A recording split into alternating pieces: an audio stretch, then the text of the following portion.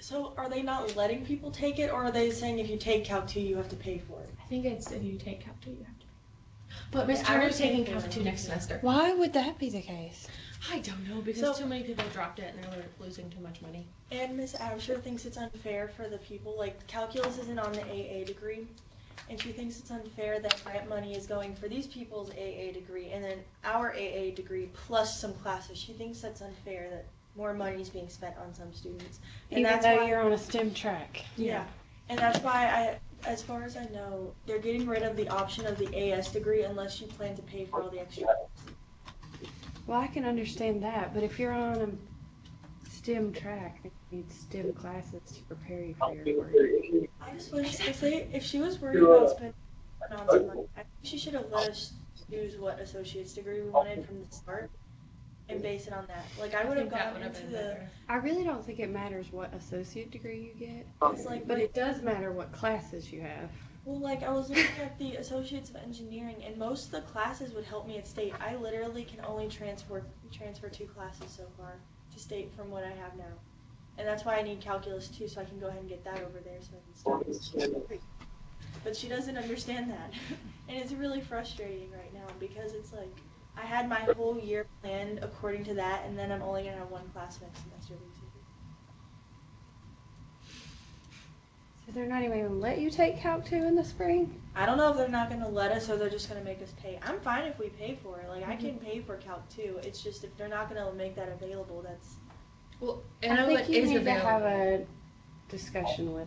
Yeah, I'm going to talk to Miss Because Absher, that's Mr. Callahan. more a college issue, and Denise doesn't know what she's talking about issue.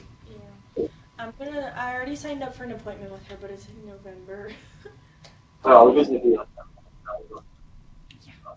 I'll talk to her in the meantime. She won't be here today, but she'll be here tomorrow. Also, how many Englishes do we have to take? That's my question. Because I'm 4. I only take... You take 1 a semester. You take 2 writing intensive and 2 literature based. Wait. I took English 411 and 112, and then 241. Bits. I only took 1. So you'll take 1 next semester.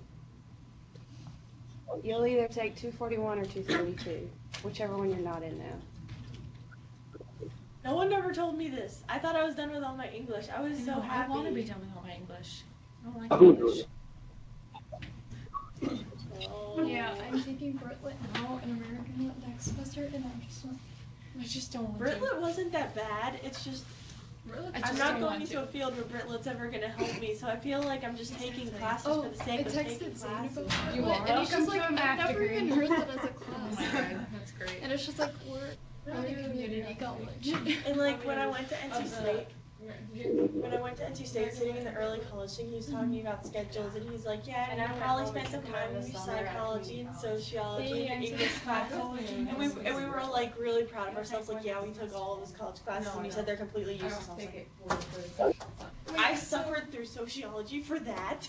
Are you sure You got to be kidding me. Yeah, because I think it's because How many I took people both were in sociology and psychology. Including math. Oh, we've discussed it since sophomore year. But I'm just sitting there like, why couldn't we have made our own pathways so that we get what we need? The whole point of early college is it's supposed to help you towards a future. But if you're just sitting here for the sake of high school, not getting anything to go beyond that, that's...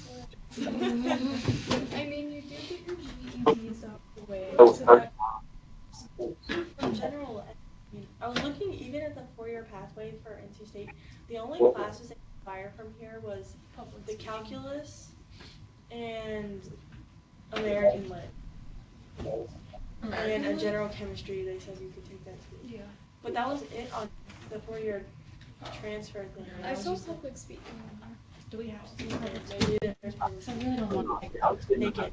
Take it, even if it's optional. It's I mean, it's a stressful class, but honestly, you come out 10 times better than you went in. I don't really want a stressful class, because as this turning out next semester, I'm going to file 112. Hey, I'm taking I'm taking 111, just kidding. Yeah, I'll have bio 112, and then I'll have American Lit. If all goes according to plan, I'll have calculus Well, too. I thought I did good on this. And I might even have a computer science class, and I really just don't want to take public A speaking. computer science class? Yeah, That'd but be cool. I know, What do you right? want to do? I don't actually know, but my mom. It's is, good to like dip your feet into. Yeah, my mom was like, well, your dad does computer programming, and he really likes it, and he likes math, so What does your mom do? you try it. She runs her own company. What did you get on it? I got You have to get 12. doubles or everything. I missed everything on part 3, and I'm so confused because I did this so many times and I got the 48 right. the 48. Here's your originals. What? What? Oh, I checked it. Just kidding. That's my Nice. I was so confused. I was like, what? 20 out of 30. Yeah, I don't know what I So wrong. did. Well, there goes my grade. What did you get number 3 right? No. What did you do? Oh, You got one.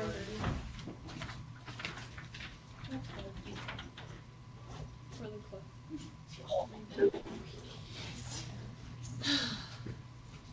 Hey Rezo, did you get number 3 right? Please. I need 30. No, Did you I get didn't get any any. of it right? You didn't get any? I didn't get any of number 2, but I got 10 points for Did you number get 1 and a- number 3. Same answers. Everything but 2. Why did I take 36 then? Because each one was 12. You got the first one right. You got half of the second one right. You You got none of the third. You got What'd you get? 3. I think I got the same thing as you did. It just bounces up, so. I plugged this in multiple times. I- Mine came out right too. Did you put it By say. Number 2. What? One. What about it? I just didn't put feet for one of my answers. Yep.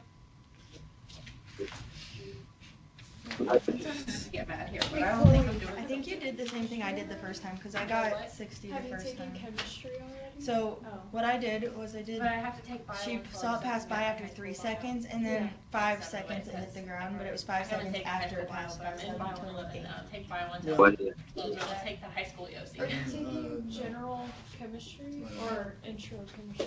I have no I'm idea. so confused. I hope he goes in number 3 or at least let me What see did I the do wrong corrections on I this have. one? I swear to God, I rolled another. I mean, we If all we did use- kind of bad, so. I got it, but Wait, did you get number 3? yeah, I got it, but that's what he said. It's a lot of guesswork. And so there.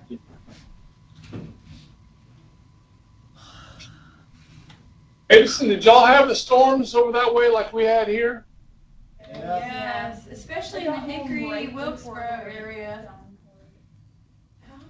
Okay, so I drove all the way home and it didn't rain. I pulled into my driveway and it started raining. I was like, what the heck? I just got here. Just wait till I get inside. I was Mad. safely inside my house when it started drenching everything. I was sitting there like, ooh, Sally. Alex was so walking good to back get to home. his door when it downpoured in Raleigh, and she's like, we went through that earlier. It was pretty crazy because by like 9:30 it was like sunny again almost. Yeah. I know. It was weird. It's like daylight at 9:30 at night. Okay. Hey, Chloe, what was your process for getting number 3? Like, how did you solve that? There's part. First you choose the linear looking position function. I could do I that. can send an email. You didn't need to do that one time for constant or the high school. How do you do that then? I know that I'm not the only one talking. The height of the marble is the same because she, like, so it's 5 seconds and then it's 3 seconds, so this part is 2 seconds. So when T is 0 and T is 2. Okay, well, how well? So, and then I said that in order to find what gravity is, you would plug it into the function -1/2 g times t squared plus 10t plus s naught. Yeah. That's not. Well, that's what it's called. Yeah. And then You plug in the point 50 because that's the only definite point you know. After 5 seconds, it hits the ground. That's okay. And then I don't know what I did, but I can show you all my other scratch work. So everyone should have back their Block 5 test part 2.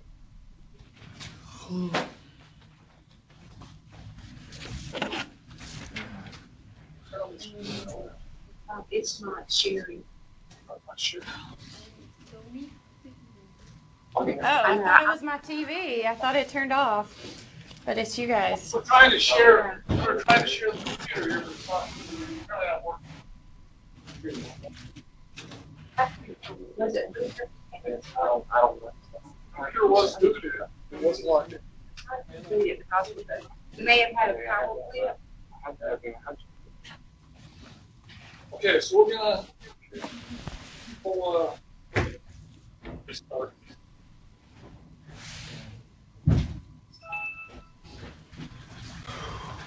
While we're waiting on to restart, what I was gonna say is on your test, block 5, part 2 test,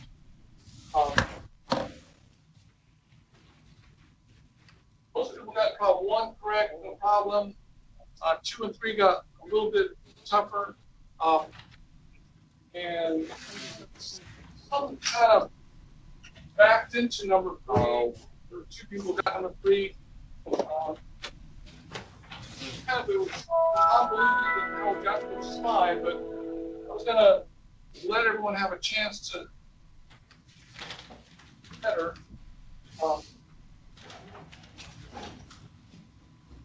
So you can have a free redo on this portion of the test. And on Moodle, I posted a document for you to go by. I get the computer. Oh, sharing? Overhead, no, it's still not sharing. So if you'll do that, share it on the overhead, then I'll angle it in there.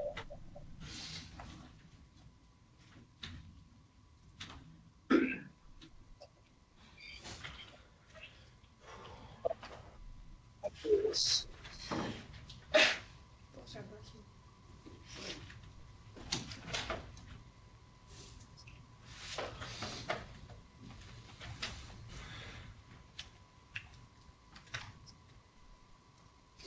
Of course.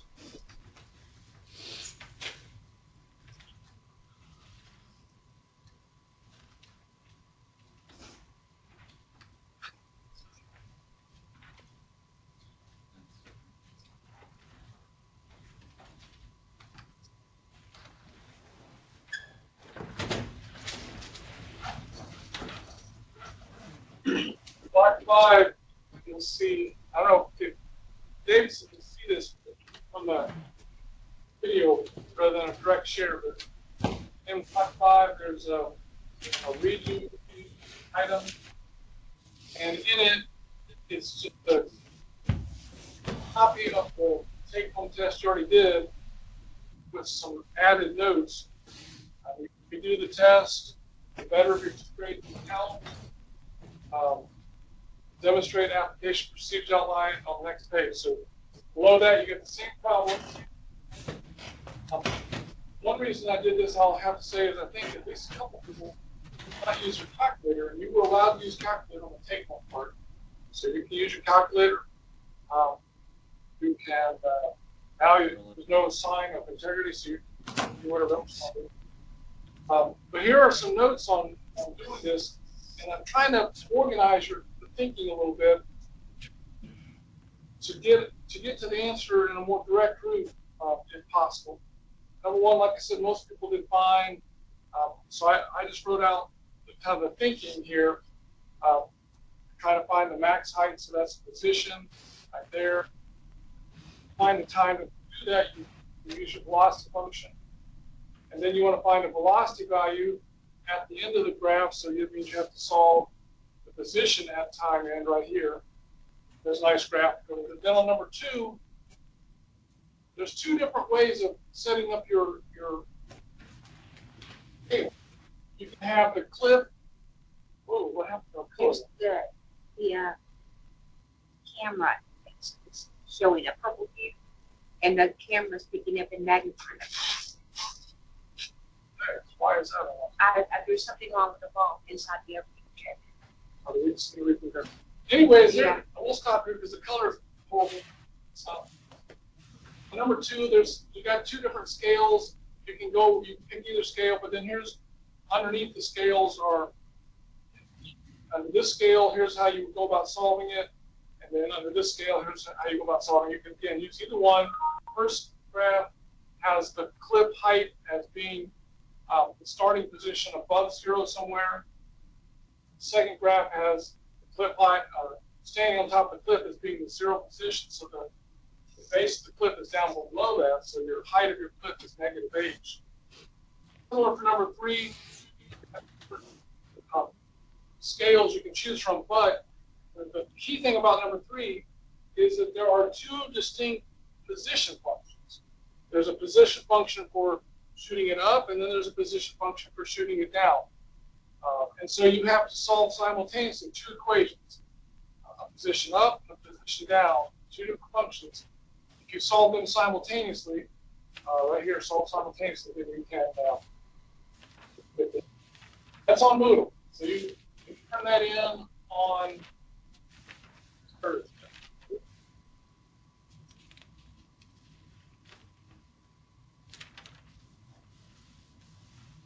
Also on Moodle, you don't need this yet, but also on Moodle, there's a note sheet that's going to come up tomorrow when we get to the next section tomorrow. Today we have another section to do on block 6 on Moodle down here. And you can download that, take a look at it. That will cover the balance of our work.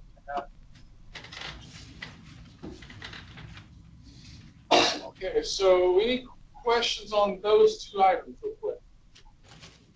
I don't need this note sheet from block 6 just yet, but you go ahead and download it. If you want to go ahead and get started on this block 2, redo if you want to redo it. You don't have to. If you're happy with the grade you have, you can leave it. So I'll give you the better of your two grades. That's due on Thursday if you want to redo it.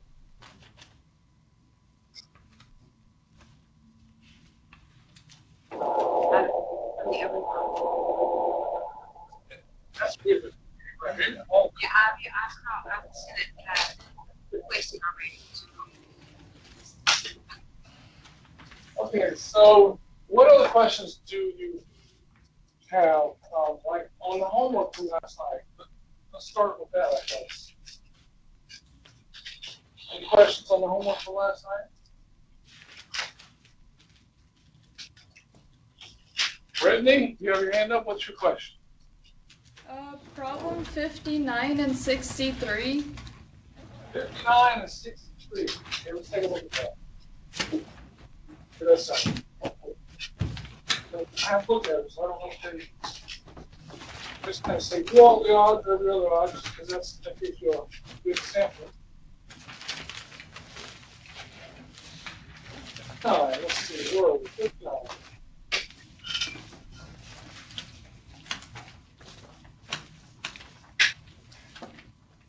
Determine whether or not each function satisfies the hypotheses of the mean value theorem on the given interval. For those that do, use derivatives and algebra to find the exact value of C when it satisfies the conclusion of the mean value theorem. Okay, so number 59, does it satisfy the mean value theorem?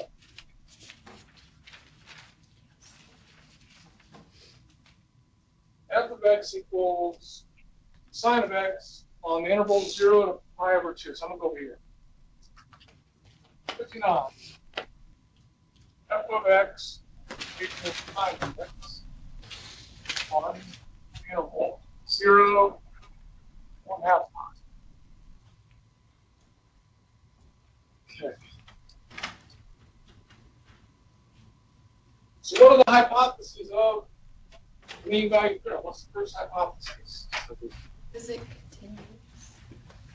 So, continuous on 0 to 1/2 pi. That's the question mark. And the answer is yes.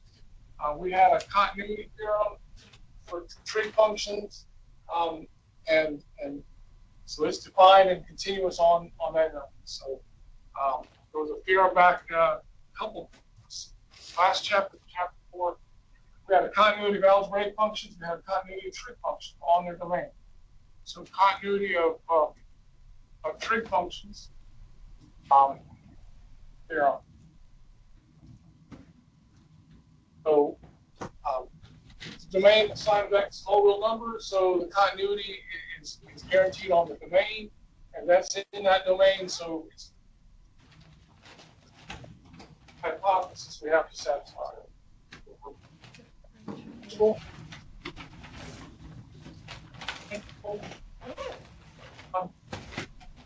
0 to 1/2 pi. Yes, again, because f prime of x equals cosine of x, which is continuous on the same theorem. And so since it's continuous, then you've got no problems or gaps or anything in there. So yes, it's differentiable. So so it's continuous trig function theorem again.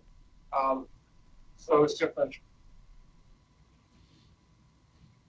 Okay, so now that means we've satisfied all the hypotheses of the mean value theorem.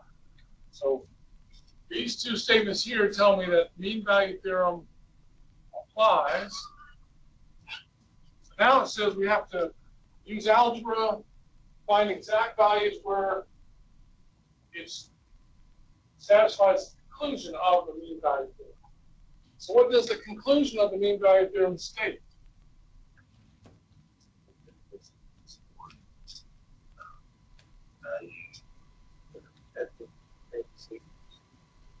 X1C where what?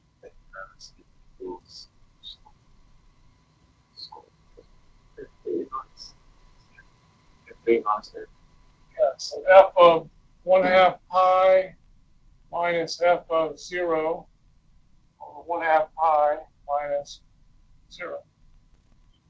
F prime, we just said a moment ago, F prime is cosine.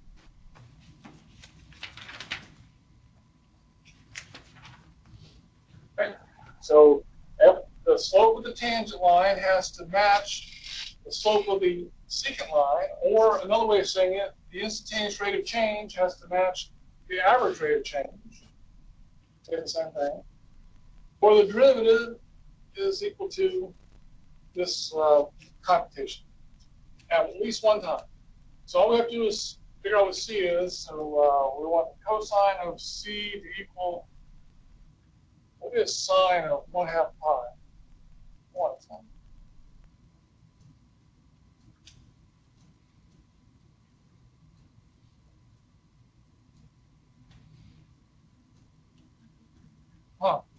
What's that? 1 over 1/2 pi. It's 2 over pi, isn't it? Mm-hmm.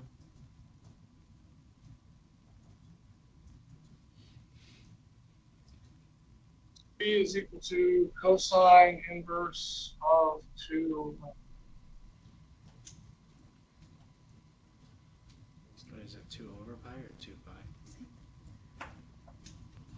Does it say to find an exact answer, or does it say to approximate?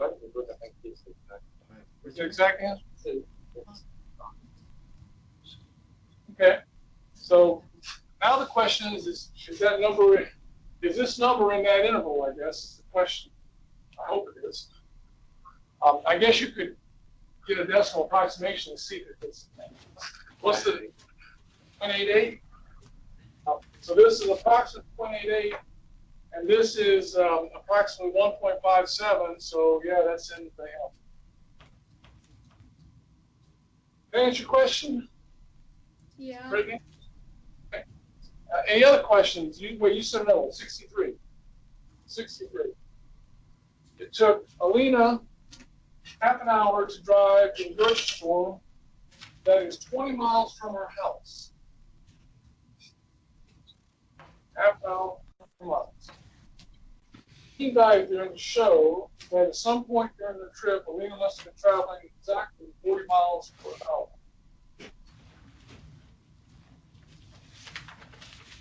Does the mean value theorem even apply? This is number 63. I'm going to a little more time.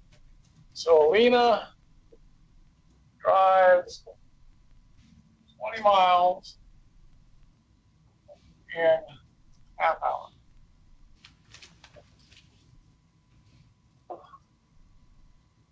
Is that what it said? So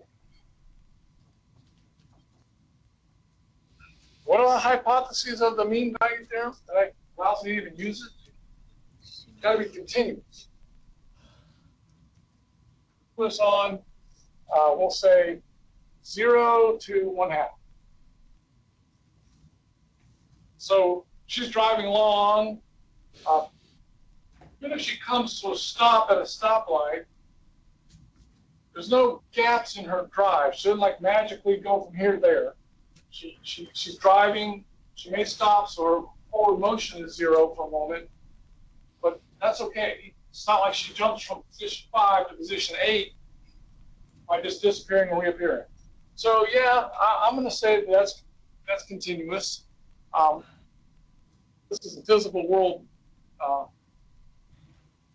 that we're talking about, so I can't, theoretical functions I can jump around, but not in the real world. What's the other thing? Differentiable. So yeah, it seems like this is again, because this is the world, and it's going to be differentiable as well for the same reasoning.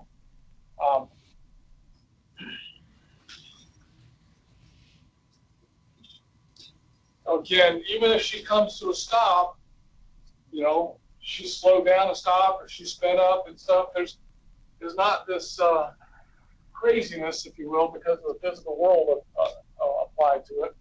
So this says that the mean value theorem does apply, and it says to use that now to show. What did it say to show? She must have been traveling at exactly 40 miles per hour. Okay. So the mean value theorem says that f prime of c has to equal f of b minus f of a over b minus a, or at least one c in 0 to 1/2. Well, so if she's traveling 40 miles per hour,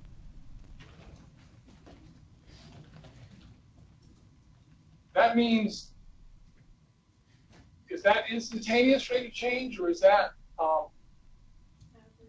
average rate of change? So what does it say? She's traveling 40. What does it say? Traveling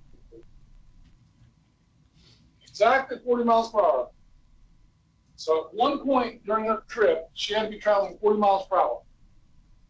Well, at one point during the trip, that's instantaneous, is it not? So they're saying the given 40 miles per hour, they're saying that this is equal to 40 somehow. Is there some point that this is true? Well,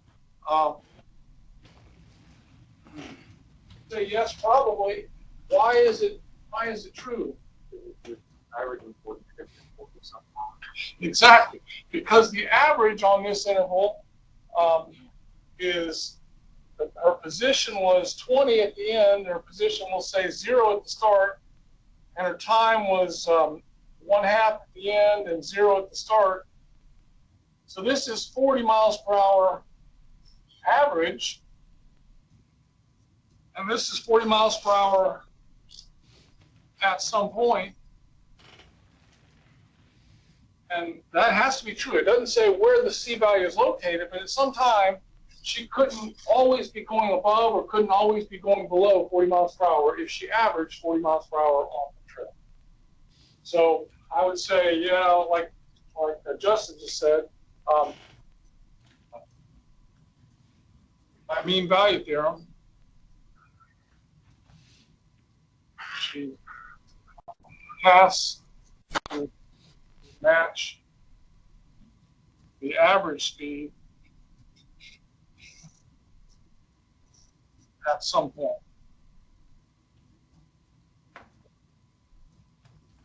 Okay, that's part A. Part B says, why does what you had shown in part A make sense in real world terms? I just said that a moment ago. In real world, she can't always be going slower than 40 miles per hour and have an average of 40. And she can't always be going faster than 40 and have an average of 40. So in the real world, to have an average of 40, you had to have been going 40 sometime. Have an average. Some below, some above, and some on it. It's average. Right? So that would be part B. Does that help now? Does that make more sense? Yeah. Good. Other questions? Anybody else? 35 real quick. Just 35. Find the critical points for each function f, then use a graphing utility to determine whether f has a local minimum, local maximum, or neither each of these critical points. 35.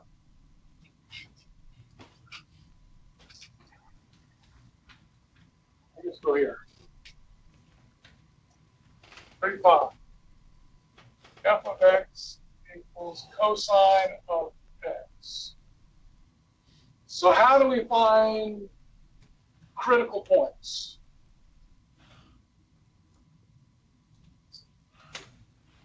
And or does not exist. Yeah. So critical means I have to set the derivative equal to 0, also equal to does not exist. So the derivative of cosine of x is negative sine of x.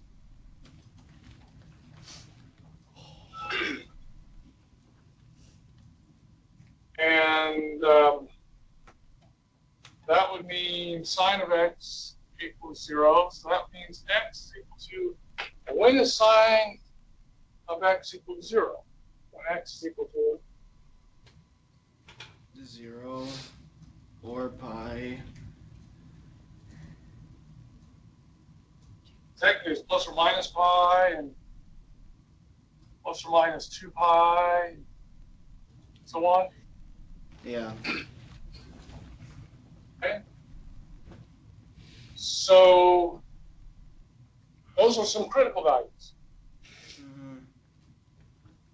How about over here? So we want negative sine of x equals, does not exist. And this question? That's over. Oh, you had an answer. I thought you had a question. Answer, yes. Sine of x is everywhere defined because we just said that over there. So this is not applicable. But now, folks, on a test, listen carefully. On a test, you need to at least give a wave of the hand like this to show me that you thought to look at this. It's common to just forget that and just only do the 0. You need to do both, even if the answer to one of them or both of them is in A. Are we clear? Okay. Okay. So we have our critical values. Now the second part of the question is determine if they're local max or min. Is that what it said? By using a graphing calculator? Yeah. Well, let's see. We can determine that. So cosine of x on a graphing calculator, if I can remember what cosine looks like.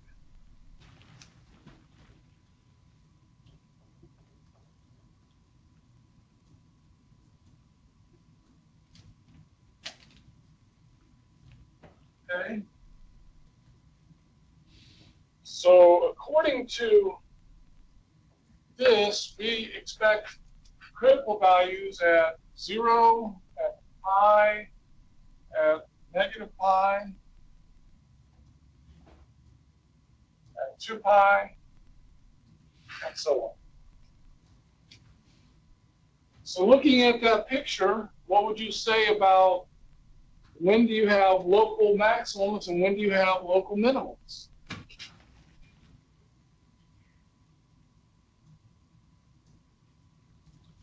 Like local max at 0 pi, 2 pi, 4 pi, and the local minimums are at the odd.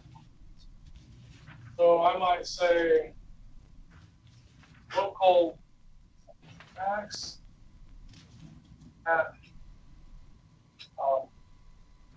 located at x equals, and how do I say even pi's? I'm gonna write it as 2n pi because 2n makes an even number. 2 pi n is also correct, but thinking of multiplying an even number times pi for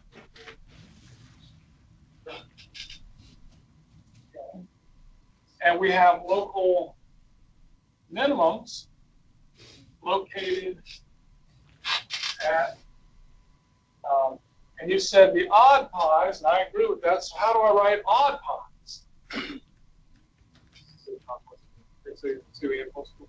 Yeah, so 2n is an even number, then 2n plus 1 is an odd number.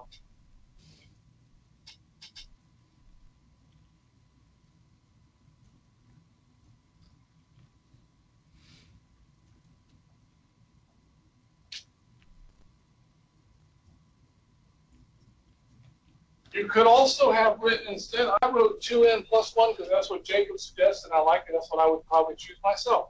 To be honest with you. But what's another way to write an odd integer? If 2n is an even integer, then 2n minus 1 is also odd. Either way, 2n plus 1 or 2n minus 1 would work there. You clear on that?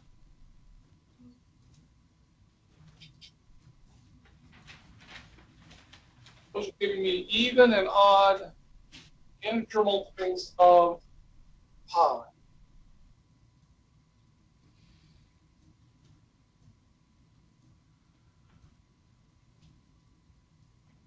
Okay. You feel better about it? One more, I guess, quick question. Yes, Josh. Can we do number 47 real quick? Directions say, determine whether or not the function satisfies the hypothesis of Rolle's theorem on the given interval. And for those that do, use derivatives in algebra to find exact values of all C in the interval that satisfy the conclusion of Rolle's theorem. 47 says e to the x times x squared minus 2x. I'm going to go back over on the left here.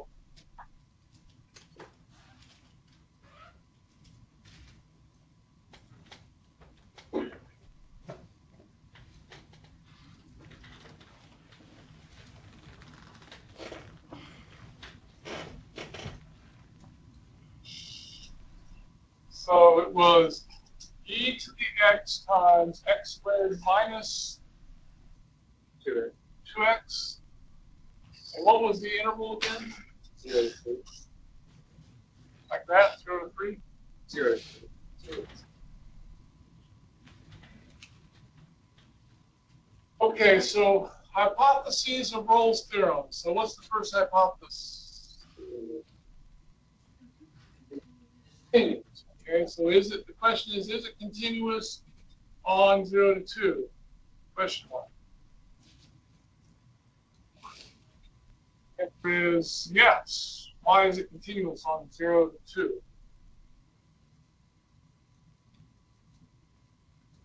Well, we have an algebraic function, we have an exponential function. Both of those are continuous on their domains. Domain of both of those includes that, so certainly it's so. Yes, by continuity of algebraic functions and continuity of exponential functions.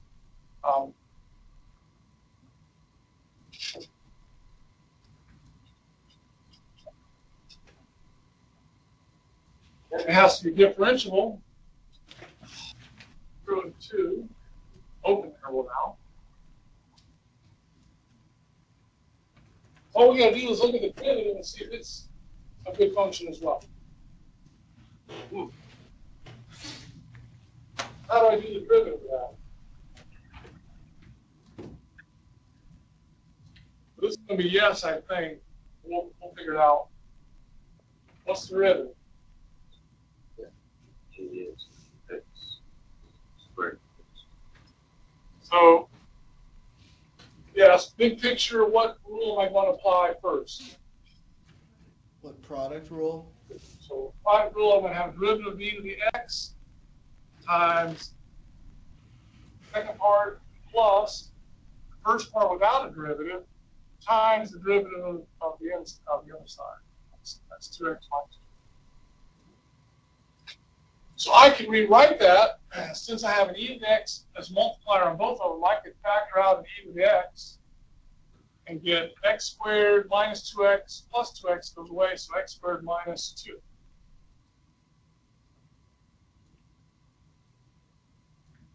And that's the derivative function. You follow how I got that? Is that one continuous and everything as well? So by the same, ditto.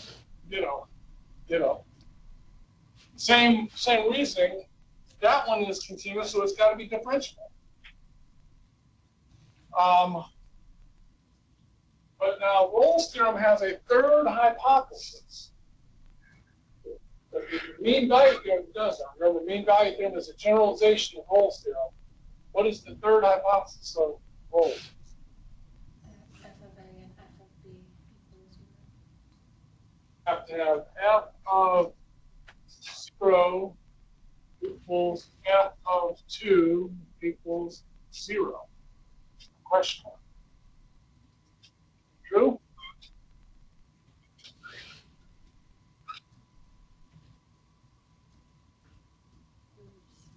F of 0 equals e to the 0 times 0 squared minus 2 times 0. That's a 1 times 0, which is 0. And f of 2 equals e to the 2 times 2 squared minus 2 times 2, which is e squared times 0, which is 0. Okay, so yeah, it works.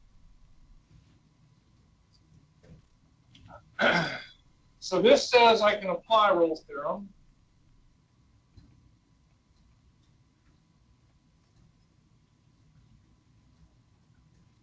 So now we're going to find the C value that it guarantees. What is it? What does it guarantee?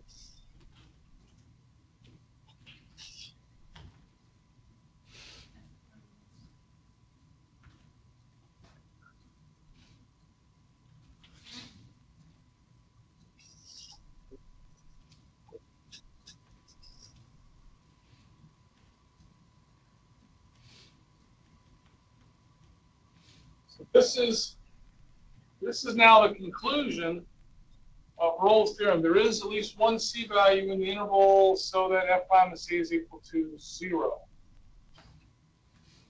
So we've got f prime right here, so this is just e to the C times c squared minus 2 equals 0. From algebra, if you have the product of two things equal to 0, then that means at least one of the factors has to be 0.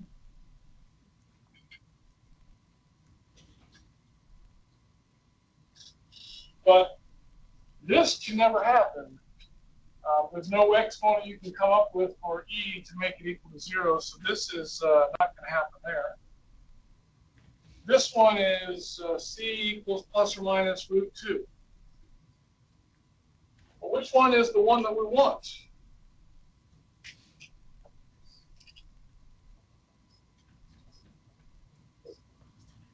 Or could it be both? There's at least one. Could we have two? We have two, that's right, but can we have two this time?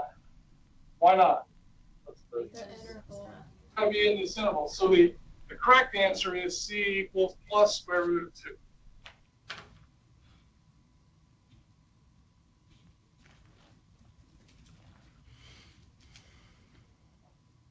Josh, does that clarify for you? Yeah.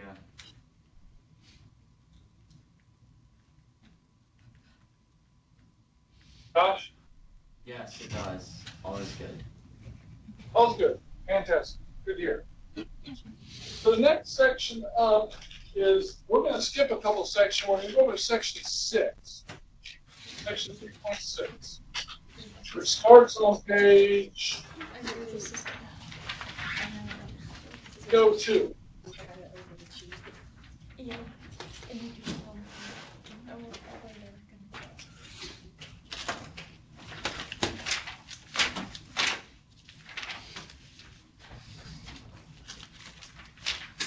So what we've done so far in section 1 was look at critical values and understand that that's where local maximums and minimums could occur. And we're going to get some more detail about that kind of behavior tomorrow. But for today, I'm switching gears to L'Hopital to pick up the end behavior. So we'll finish out, to me, the graphs are kind of broken out into the end behavior, what happens at the ends of the graphs, and then the middle behavior, what happens kind of in the middle, where all the whoop-de-doos are. Well, we kind of already looked at the middle behavior to start with by looking at derivatives and where you could have max and min. We'll come back to that tomorrow. Today we're going to switch gears and go out to the ends of the graph and think about that, what kind of behavior we're getting there. And that involves limits. So in behavior,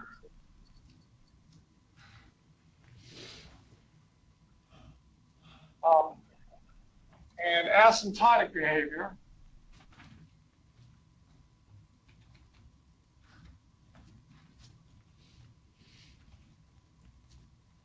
all limits. In behavior is the limit x goes to infinity of f of x. And an asymptote behavior is going to be limit x goes to some number c of f of x. So, well, I guess it should be more clear. Vertical asymptote. So the idea of limits comes into analyzing graphs in two ways. If we want to look at the end of the graph as x goes to infinity, that's end behavior limit. And if we want to look at a vertical asymptote, then as we get close to some value of c, we want to see how the behavior is. This could be going to plus or minus infinity type of thing. Okay. When we deal with that, we sometimes end up with an indeterminate form. So, for example, a simple one that the book provides as an example, so sometimes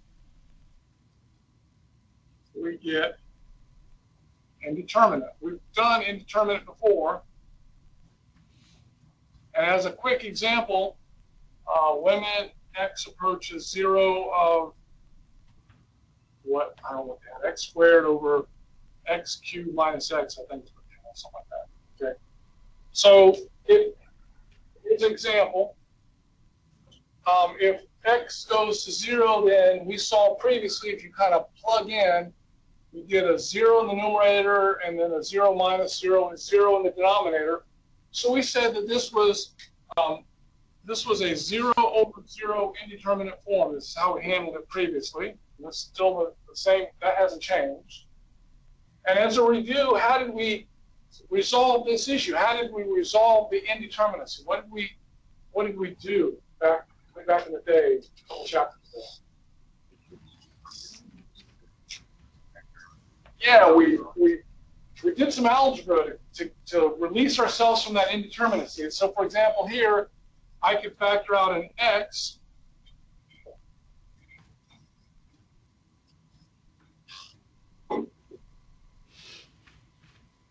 And then as long as x is not 0, we said, well, we can cancel this, and, you know, as long as x is not 0, and it's not 0 because it's getting close to 0, but it's not exactly equal to 0.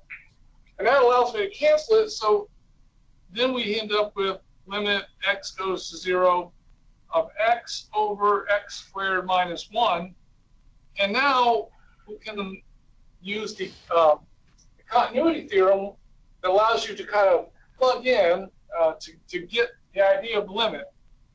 Again, limits never actually plugging in, but there's a theorem that says if you plug in on a continuous function, the answer at the plug-in is very close to the answer of the limit, and we can use those interchangeably. So I'm trying to figure out a limit, and I'll use the continuity theorem, and that will give me 0 over 0 minus 1, which is 0. 0 divided by negative 1 is 0. So the limit of this function was 0 when x is close to 0. That was what we did in the past. But what if you changed the game a little bit and had, here's another example. Limit x goes to 0 of x squared over 2 to the x minus 1.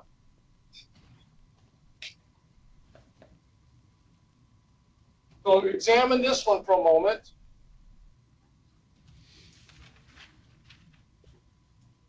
So plug in with the continuity theorem.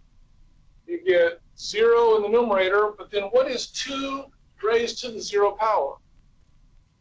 1. 1 minus 1 is 0. So this is, in fact, 0 over 0 indeterminate as well. Of the form 0 over 0 indeterminate. We all see this? Mm-hmm. What's different about this function than the one we just did? This is what we could do before. We can't factor an x out of here and cancel it. There's a problem.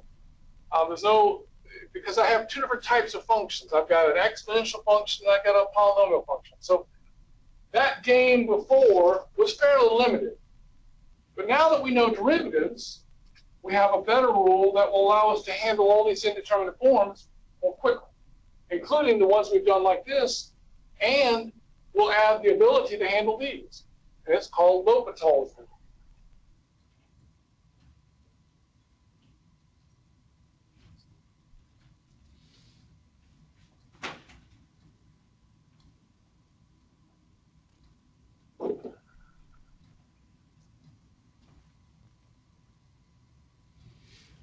Yes, technically the O has a arc line as well. Okay, so let's read it on page 303, what L'Hopital's rule says as a theorem, and then we'll practice using it. So bottom page 303, L'Hopital's rule. And again, that's L'Hopital, that's not the hospital, there's no extra S in there. Okay, that's what I thought. So the theorem says, suppose that functions f and g are differentiable functions on some punctured interval around x equals c, on which g of x is not 0. If the limit x approaches c of f of x over g of x is of the indeterminate form 0 over 0 or infinity over infinity, so hint, stop right there. They're talking about something like this. This is in the form 0 over 0. Do we see this? This is f of x on the top. This is g of x on the bottom. So just to match up to what L'Hopital is saying, you're viewing this as two distinct functions. If the limit x approaches c is one of those two forms, then the limit x approaches c of f over g is equal to the limit x approaches c of f prime over g prime, as long as the second limit exists or is infinite. The conclusion also holds if x goes to infinity or negative infinity, as long as everything else still holds in terms of differentiability and stuff.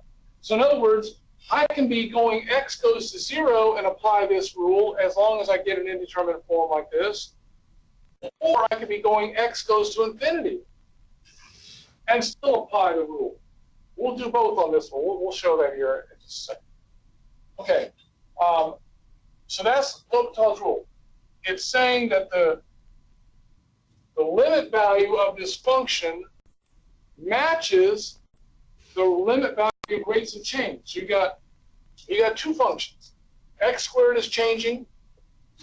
2 to the x minus 1 is changing. The limit of those ratio of those two function values changing is the same as the limit, according to L'Hopital, the same. So the limit x approaches c of f of x over g of x is equal to the limit x approaches c of f prime of x over g prime of x. So again, 0 over 0 or infinity over infinity. You don't apply L'Hopital if it's not one of those. That's a common mistake as well, but we'll get back to that. Anyways, what this is saying is that the limit of the ratio of the two function values is the same as the limit of the ratio of the rates of change of the function values. That's convenient. We'll see it up here. We'll do this example right now. So and we can do this one as well fairly easily. So I won't erase that one. I'll come back to it. Let's do this one over here. Let me show you, demonstrate an example of applying L'Hopital's rule to evaluate that limit.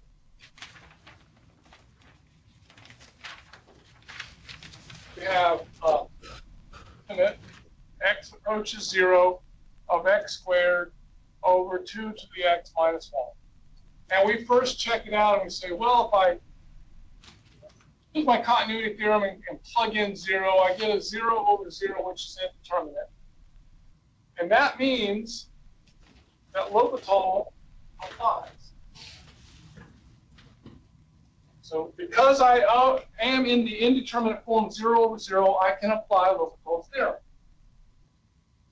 What does the theorem state? Well, it says, and now I'm going to put an equal sign, and this book, and some books, not all books, and I agree with it, I do it as well, I indicate that my equal sign, normally an equal sign means algebraically the two things are the same. These two things are not algebraically going to be the same, because L'Hopital's theorem says that the limit value of the function is the same as the limit value of the derivatives of the top and bottom. So they're not algebraically going to look the same, but the result is going to be the same. So we indicate that what I'm about to write is equivalent by L'Hopital, but it's going to look a little different. We're clear? And that means the limit x approaches 0 of, and then the theorem says, don't do a quotient rule. It does not say quotient rule here, folks. If you look, that's not a quotient rule. Where? It says the derivative of the top by itself, derivative of the bottom by itself, L'Hopital, not a quotient rule. So derivative of the top is 2x. Derivative of the bottom by itself. Okay, what's the derivative of, I got 2x minus 1. What's the derivative of that? 2 to the x. That's one of our rules. Well, it's exponential, so it's kind of like e to the x, except because it's not e to the x, we have to multiply by an adjustment, and that was the natural log of 2. Remember that? Mm-hmm. Derivative of exponential is still exponential, but if it's e to the x, you're done. If it's not, you got to adjust it by a factor. And then the derivative of 1 is 0, so I just get 2 times x over 2 to the x times log of 2. What do we get here? If we try to plug in, if we get something that works out, that's good. If it doesn't, if it's still indeterminate, you can actually apply L'Hopital's a second time or more. This one's going to work out, I think. So if I use my continuity theorem, because this is an algebraic function and this is exponential, so 2 times 0 is 0. 2 to the 0 is 1, and 1 times log of 2 is log of 2. And 0 divided by log of 2 is 0.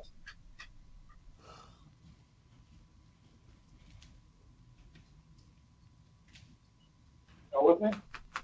Mm-hmm. We can go back to doing the original problem back over here.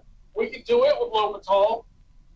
In this situation, this one is so simple, I don't think it's going to be easier. But just to show that I can, as long as it satisfies the hypothesis, then I can apply L'Hopital. So if I wanted, I could do this one that I was able to do by the old method. I could do it with L'Hopital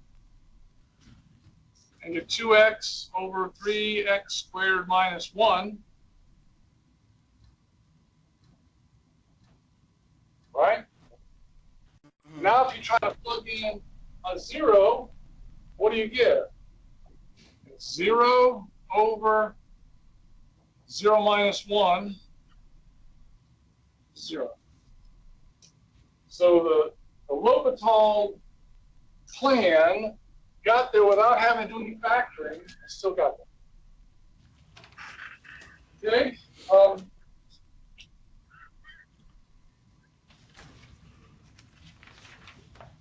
Sometimes we need to use it more than once. Let me see if I can find one that has a more than once.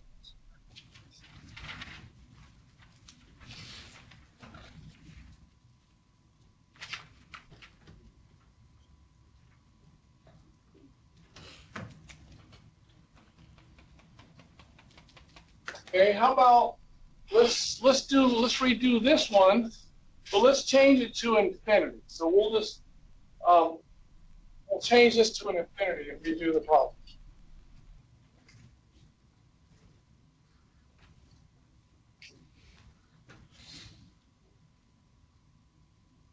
Now I'm looking at the limit x goes to infinity of the same expression. So what happens if you just try to plug in infinity? You get infinity squared, which is infinity, and 2 to the infinity is also infinity, minus 1 still infinity. So that's an indeterminate form still, and in fact, it indicates that I can apply, if I want, L'Hopital applies. So I can use L'Hopital here.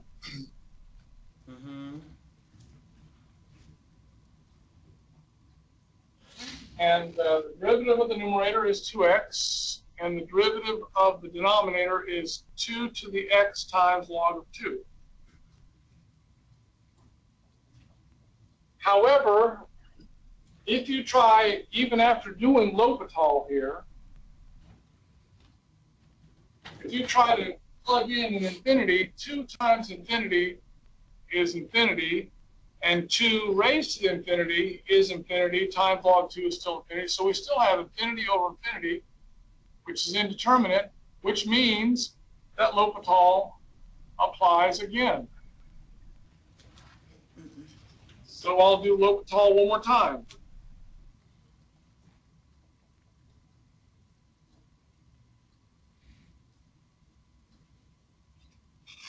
Once again, L'Hopital is not a quotient rule. I do the derivative of the top, which is 2. I do the derivative of the bottom, which is 2 to the x times log of 2. But I already had a log of 2 there, so it's times another log of 2.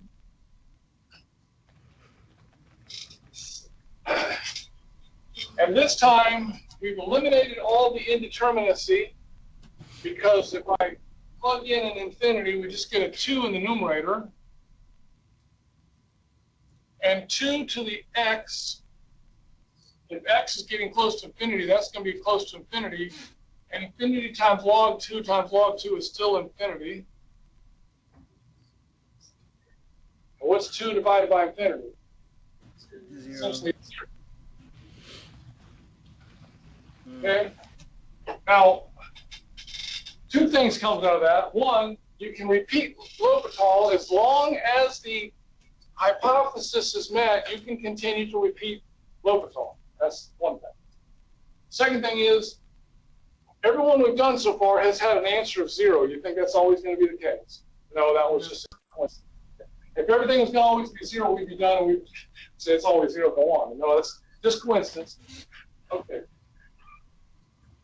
Let's try another type of problem.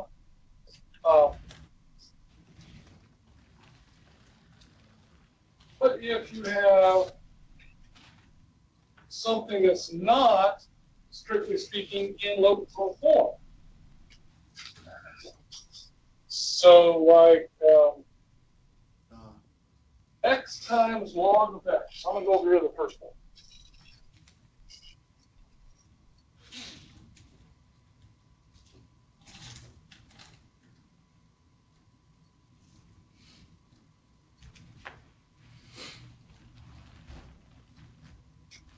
So f of x equals x times log of x. We want to do a limit.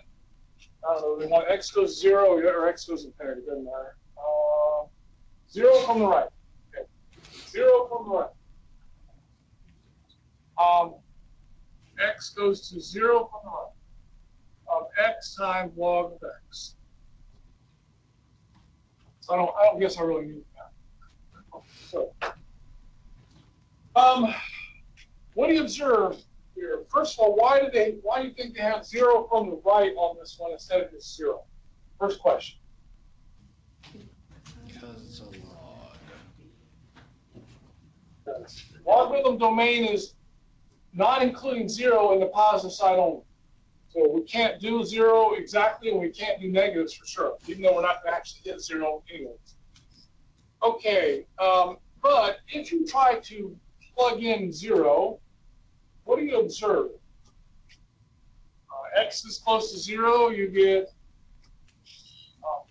0 times, and logarithm of getting close to 0 is, remember the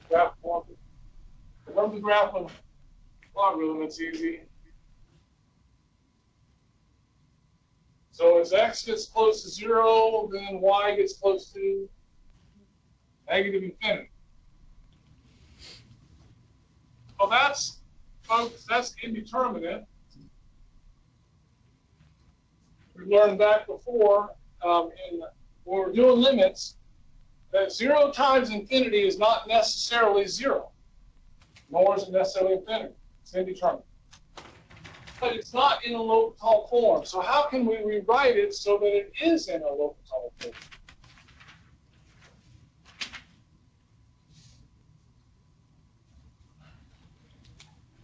To be a L'Hopital form, we want a fraction. That's what L'Hopital requires. How can I write this as a fraction? You got one of two choices. Either one works. One way is a little bit easier than the other, but they both work. Just put 1 over. Yeah. So one of them in the numerator, ln of x, and in the denominator, put the reciprocal of the other one. Right? Are we with us? Alternatively, you could have put x over 1 over log of x. That would work. But since I've got to do L'Hopital derivatives, this is going to be a harder one to do than this. Are we clear on that? Mm-hmm. So now if you let x get close to 0, what happens? Well, you get logarithm gets close to negative infinity.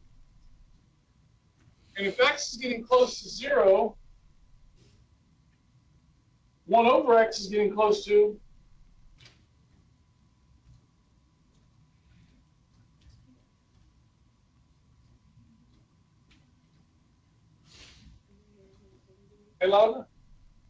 getting close to infinity. X is getting close to 0, dividing by a smaller and smaller number into 1.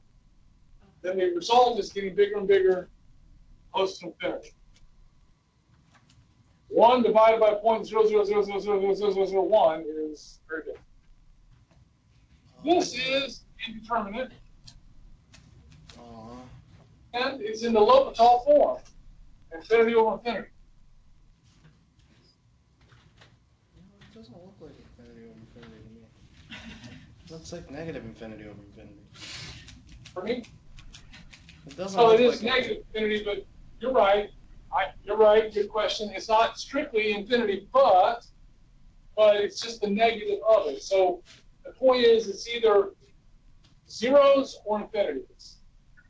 And if the ratio of infinities, if one is going to negative and one's going to positive, it's still got this infinity idea going on. So I could think, if you wanted this to help you, negative infinity on top could be written as negative of. Does that make it helpful? So should I just have a liberal interpretation of L'Hopital's? Yes. Okay. Yeah, infinity in some domains, and negative infinity and positive infinity actually mean the same point on it. Anyway, so yeah, we'll just have a liberal interpretation of infinities. Okay. So now we can apply L'Hopital. Oh yeah.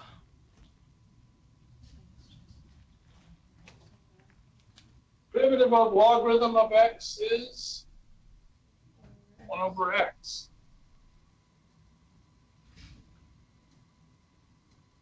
Derivative of 1 over x.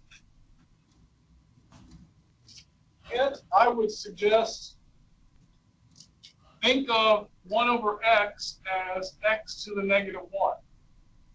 Oh. Well, that'd be negative x negative to the 2, negative 2. like that. Yeah. But x to the negative 2 is what? They're flipped. Oh my gosh. Let's write it as negative 1 over x squared. Yeah. Dang. Yo, this So before I do anything else, I'm going to algebraically clean this up a little bit.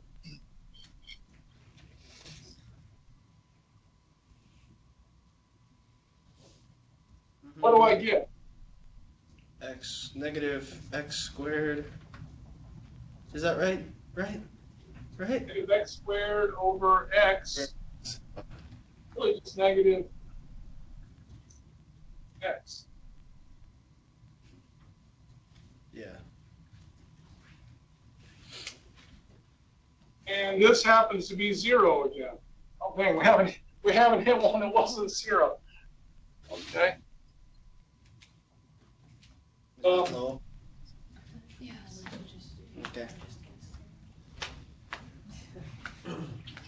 But there is another situation we need to be able to deal with as well.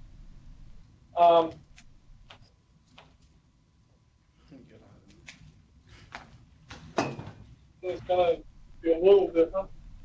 How about the limit x goes infinity of logarithm of x? So 1 over x. Or how about sine of x to the x? We'll do that. Limit x goes to 0, or sine of x to the x.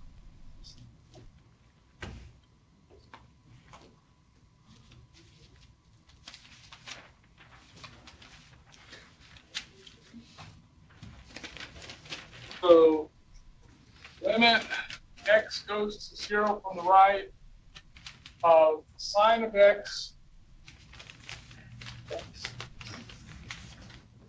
Now, folks, this is like the issue dealing with derivatives, where you have a power that's variable and you have a base that's variable.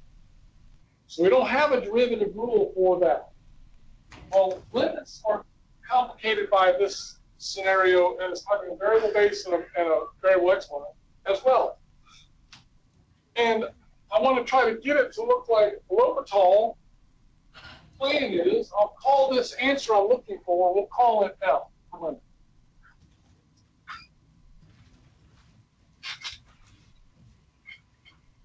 Now to find that limit, I'm going to do a trick that we learned in derivatives.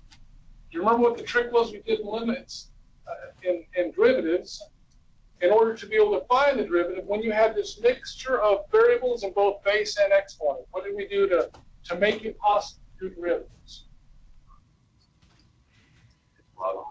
Log of both sides. So I'll have the logarithm of L equals limit x approaches 0 of the logarithm of sine of x to the x. And so I have the logarithm of L equals the limit x approaches 0 from the right of x times the logarithm of sine of x.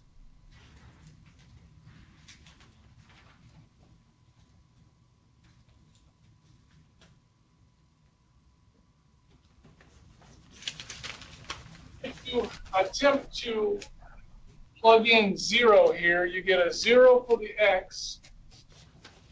But now you're taking logarithm of sine of x. As x gets close to 0, sine of x gets close to 0. And as that's getting close to 0 inside, the logarithm is getting close to negative infinity. So this is an indeterminate, but it's not, strictly speaking, L'Hopital, so we can fix it by the same method we did a moment ago.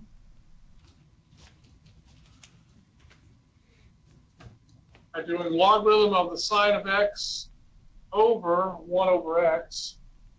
Now it's going to be negative infinity over infinity, which is indeterminate, and L'Hopital applies. As Reza said, if we take a loose interpretation of negative infinity, okay, and then I can apply L'Hopital. So the natural log of L is equal to, by L'Hopital,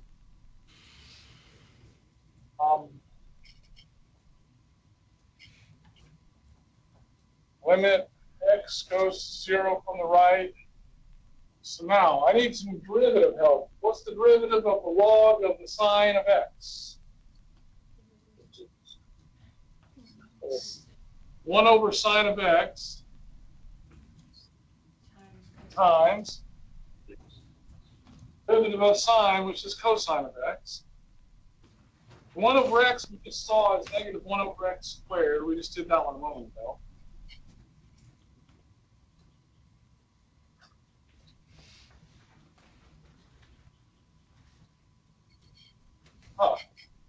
So this is equal to,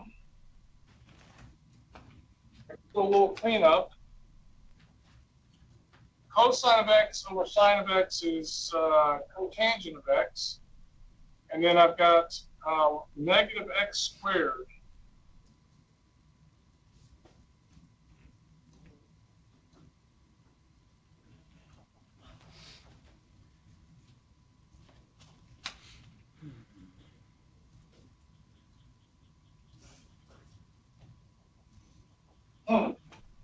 What does that get close to?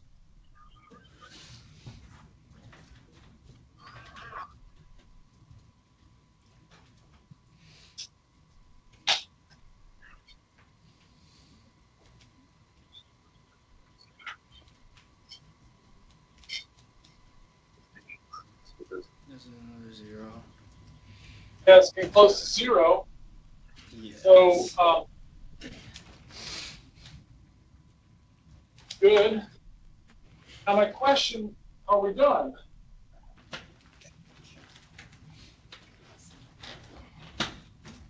Yes and no. We've got a little bit of a problem here, folks.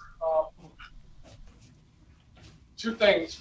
First thing is, I didn't find L, I found log of L. But the third thing is, let's go back to this right here. Well, a little concerned about that. When x is close to 0, x squared is close to 0, I agree, but what is cotangent of x? Actually, it's close to infinity. Actually, it's close to infinity. Actually, this is actually 0 times infinity. Oh, no. So not quite there. This is still indeterminate.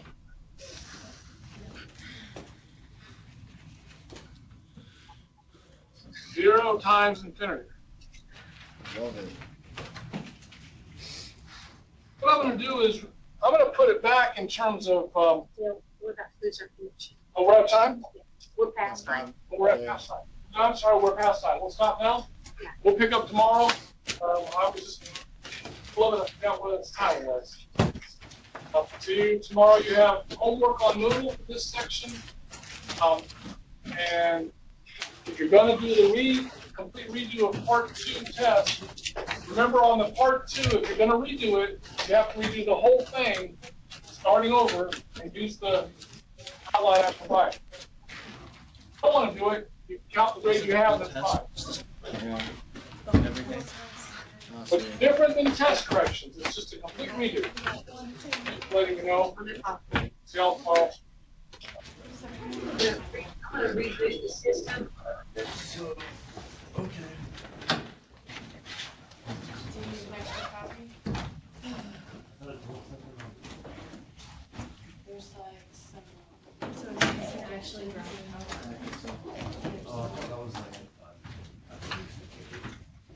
You got a brand new thing to do? It's the same with suggestions.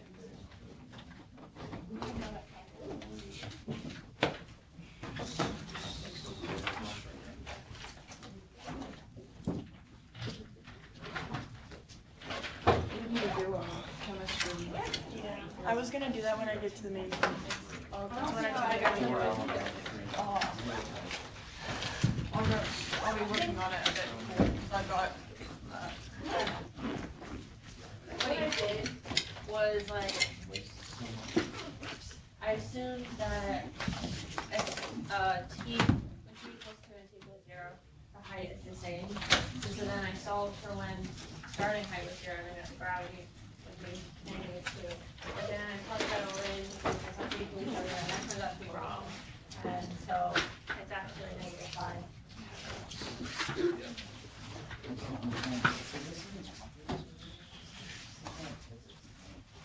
They're one and the same at some point. And then you'll get into calculus-based statistics, which is really awesome. I haven't even taken statistics yet. In statistics, when you get to grad school, everything is proven by calculus. Yeah.